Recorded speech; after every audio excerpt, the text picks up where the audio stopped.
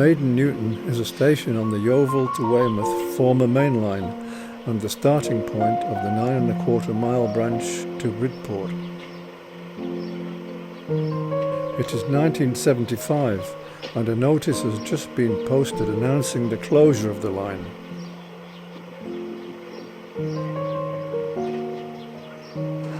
When the main line was reduced to a single track in 1968, a passing loop was installed at the station.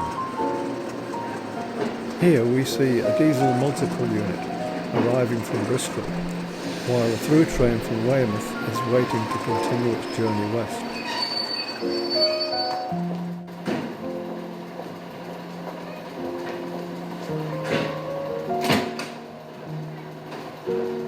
The connecting branch train in the bay platform is joined by commuters, shoppers and schoolchildren returning from nearby Dorchester to continue their journey onwards towards Bridport, stopping at Toller and Powerstock stations.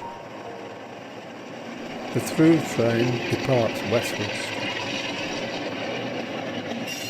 From 1962, the branch ran 8 trains each way, with the last train from Bridport leaving at 7:40 p.m.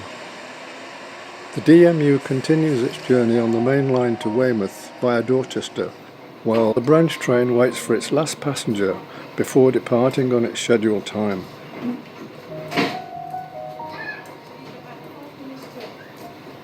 The driver enters the cab with his dead man's handle, a safety device that, if released, applies the brakes on the train.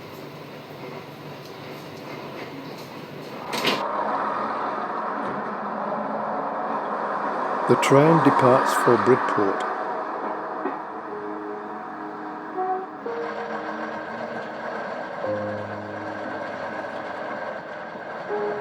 Leaving the station, the branch runs parallel to the main line before turning away and travelling under a series of road bridges,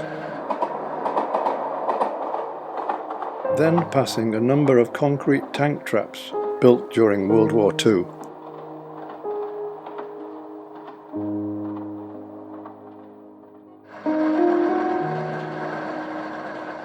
The line now starts to climb.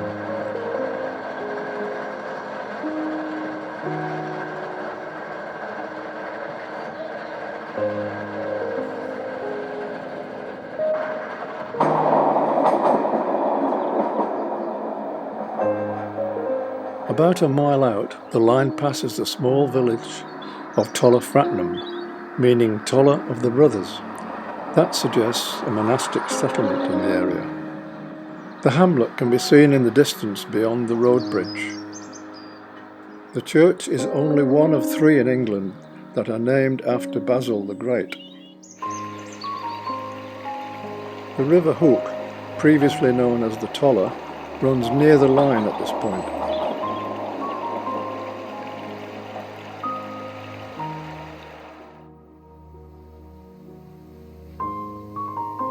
After 2½ miles, the train arrives at Toller station in the winter months.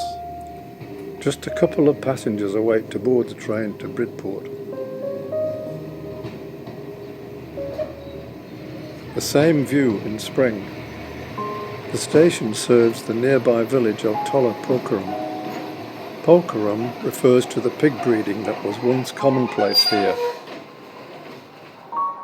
The opening of the line proved beneficial to the village.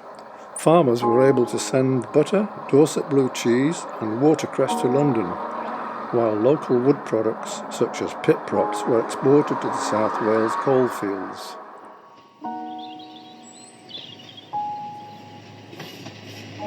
The line now climbs towards the summit at the 3¾ mile post.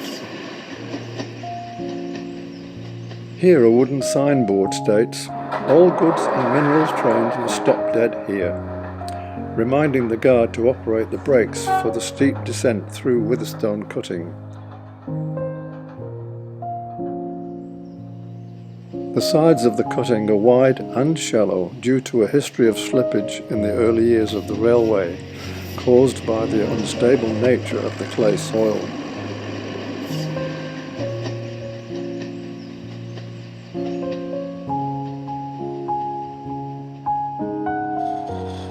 The next station is Powerstock in the hamlet of Nettlecombe, but over a mile from the main village. The main part of the station was the station master's house, and behind was a small goods yard. The building was in the style of a cottage, with the intention that it could be used as a dwelling if the station was not profitable.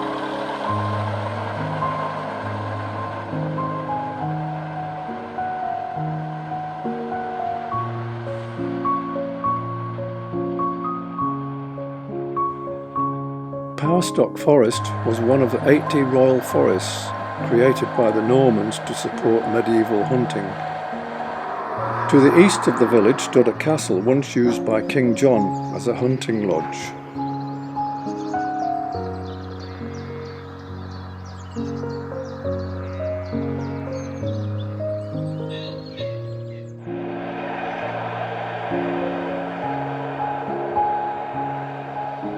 The line descends towards the village of Loders, an ancient parish on the Asker rivers, sitting on a long valley between Wadden Hill, which can be seen in the background, and Boarbarrow. In the 1860s, the village petitioned to have their own station, but this was not forthcoming, even though the line passed close by.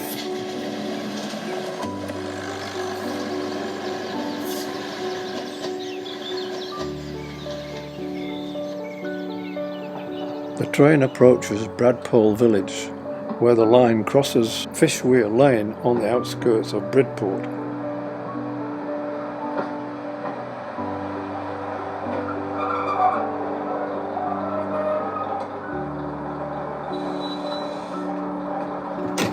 It was the guard's duty to climb down and open and close the gates. In the final years of operation, the crews used to allow passengers to alight here if they lived locally, which was totally against the rules.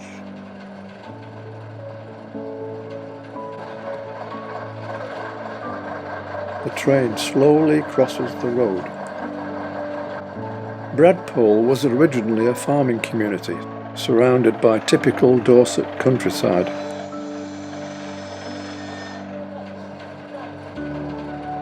Catherine Parr, the last wife of Henry VIII, once owned the manor house and lands here.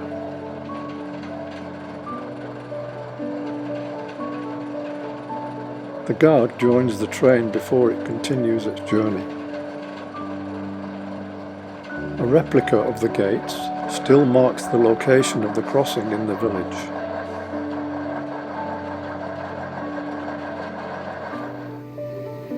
Arriving at Bridport station, the end of the line. The station was originally named Bridport Road, but in 1902 was changed to Bridport when the extension to West Bay was built to serve the local harbour.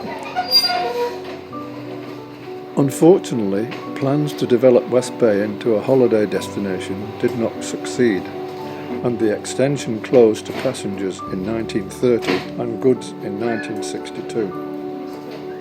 For centuries, Bridport had been famous for rope and net making, the local land being suited for growing both hemp and flax. The train crew sit in the carriage with their packed lunches and flasks of tea during their lunch break. The Class 121 used on the branch had 65 seats, all second class, with a separate guard and luggage area.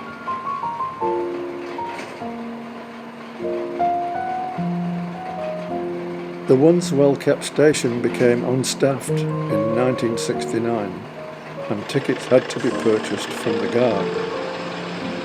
Nevertheless, the station building remained and was gaslit till the end. The train leaves for Maiden Newton.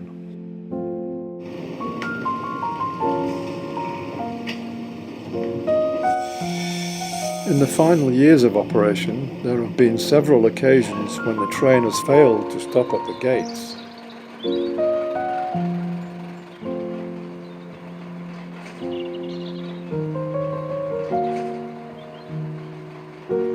There used to be a resident crossing keeper who lived in nearby Holly Cottage. He would open the gates before the train was due.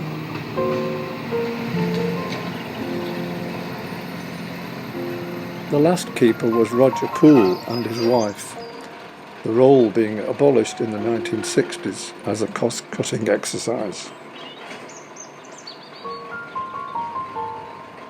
The gatekeeper's cabin can still be seen on the right of the gates.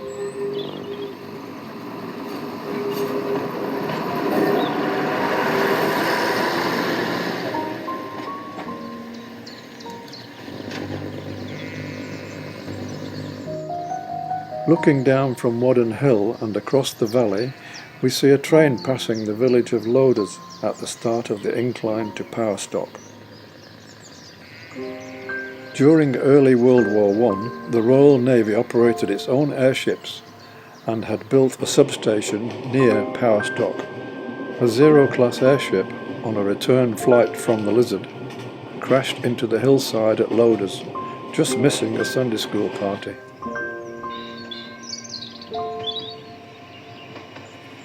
The branch train crosses the road bridge on the approach to Powerstock station. Between 1935 to 1939, there used to be a GWR camping carriage in the station siding, providing cheap accommodation for families during the holiday season. A coffee morning.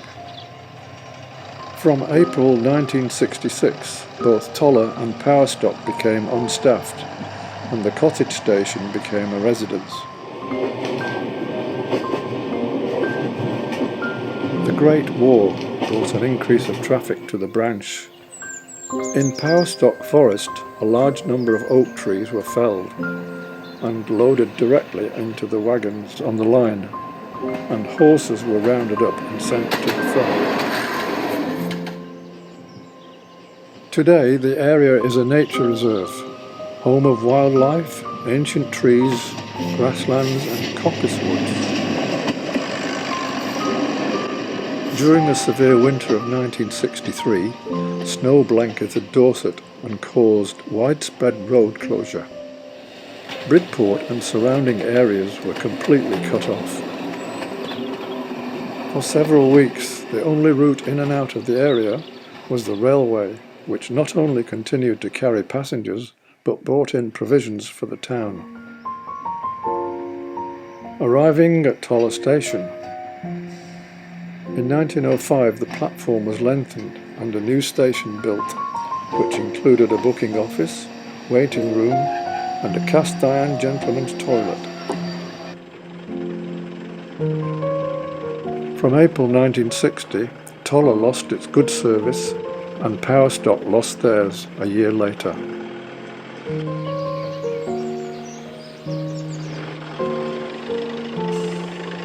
When the line closed, the station was dismantled and moved to Totnes on the South Devon Steam Railway.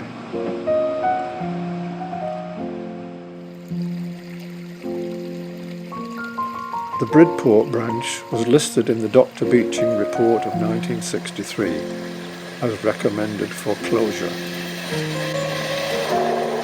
However, due to the narrow roads and hilly terrain in the Bridport area, the railway was allowed to continue.